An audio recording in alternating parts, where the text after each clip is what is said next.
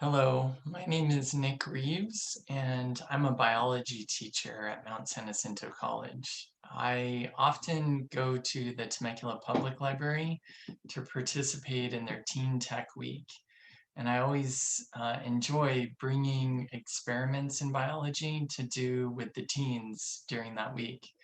But this year, as all of you know, we're not able to get together in person like we used to. So I wanted to make this short video to show you about another option for doing some science on your own. So what I'm going to share with you today is a website for citizen science projects. So if you haven't heard of citizen science, it's this movement in the scientific community to create opportunities for everyone to participate in the process of science. The website I'm going to show you is called Zooniverse, and Zooniverse collects several of these citizen science projects together.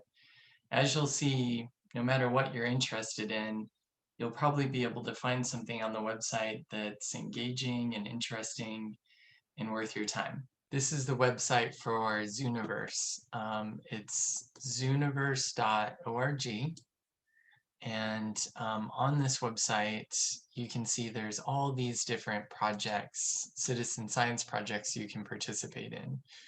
And a little bit further down, there's all the different categories. You can see they have everything from art to biology and history with physics and space as well, right? So like I said, there's probably something here that you'll probably get something out of. I'm going to show you this little project I've been helping out with. And in this project, scientists are working to classify some features of this plant called marchantia. And so marchantia is a type of moss-like plant that doesn't grow very big and lives in moist habitats.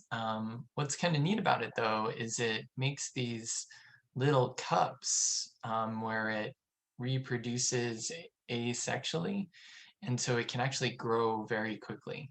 And that's what this scientist is particularly interested in. And so what I want to do is show you how these projects work and give you a sense of how you can get involved. So I'll show you that how each of these projects has a tutorial that you go through. For this project, the tutorial is pretty short. It tells you that you're trying to identify these gamma cup things, these little rings on the surface of the plant. And there's different numbers on different plants, and they also have different sizes. So you can see here in this picture where they've identified the gamma cups on this plant using the little rectangle tool. And so that's what I'll need to do when I classify images as well. A lot of times they'll note instances where maybe you won't see anything, and that you may want to just skip those and move on to the next one. The other thing is, don't feel bad about making mistakes, because they have a whole bunch of people classify these images. It's not just you. And so if you make some mistakes, somebody else will probably get it right. And in the end, it'll work out just fine. Okay, so here's our first image. This is that Marchantia plant that we were talking about. And you can see these little cup-shaped circles on the top. Those are our gamma cups. And so I'm just gonna click and mark these gamma cups like this. And to be, a good participant, you should try to be as complete as possible. So I'm going to try to mark them all here. It'll take just a second. There are a lot on this particular plant. And what's kind of neat about this particular project is they're using the work done by humans like me to train a program to do the same thing in an automated way. So they're creating a verified data set that they can use to train the program. And the other thing about these classification pictures is you can oftentimes zoom in. You can also change the background. So there's a lot of different ways to try to do the best analysis you possibly can, right? And so I feel like I've classified all of the gamma cups on this one. So I'm going to click done and move on to the next one. I'll do this one. Oh, it looks like this is one that's a little exceptional.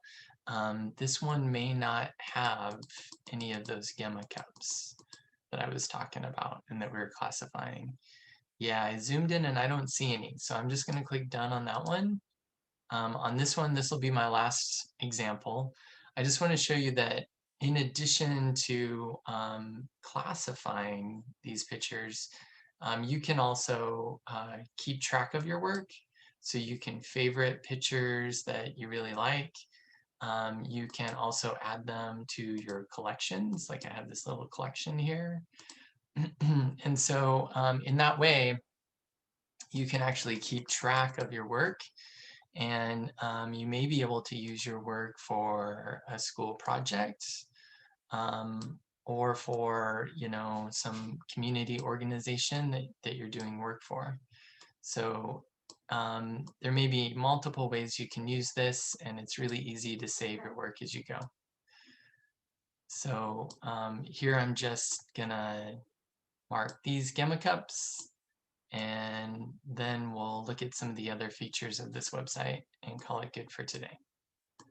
All right, and boom. So I've saved this picture for later, and it's also part of my collection now, which is kind of fun. All right, so you know, feel free to explore the projects that are available. Also, think about making your own profile. So in the profile, you can see that I've saved my collections and my favorites, right? Some of the pictures that I really liked. To create your profile, I'm just going to sign out. All you need to do is click on the register. Just note that you do have to be over 16 to make your own uh, profile, but if you're under 16, you can have a parent or guardian fill it out for you. All right, well, that's about it for Zooniverse. Like it says over here, you know, I really hope you take advantage of this new citizen science research. Zooniverse is a really amazing website, and you can be part of this people-powered research. The last thing I want to do before finishing up my presentation today is let you know a little bit about opportunities at Mount San Jacinto College and show you how you can learn more. So on our Mount San Jacinto College website, there's a lot of information for prospective students. The place to go is in the programs and classes under pathways. There's several categories of educational pathways we provide for students. Pick the one that you're most interested in, and this website will show you what classes you have to take to complete that pathway. So obviously I'm involved in science, math, and engineering,